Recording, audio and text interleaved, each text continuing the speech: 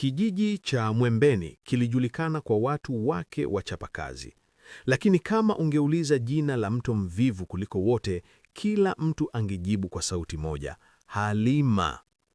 Halima alikuwa msichana mzuri, mrefu, mwenye tabasamu la kuvutia, lakini alikuwa na kasoro moja kubwa: uvivu uliopitiliza. Halima, amka mwanangu, niwashiwe moto nipate chai ya asubuhi.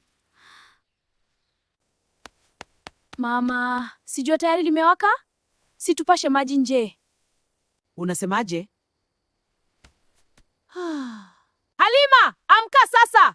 Nitaweka birika nje pale kwenye jua. Jua ni kali leo, maji yatachemka tu. Halima, huo si uvivu sasa, ni maajabu.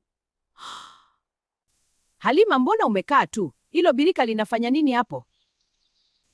Napasha chai, bibi. Kwa jua? Ndiyo, kuwasha moto ni kazi sana. Mwanangu, uvivu utakufikisha pabaya.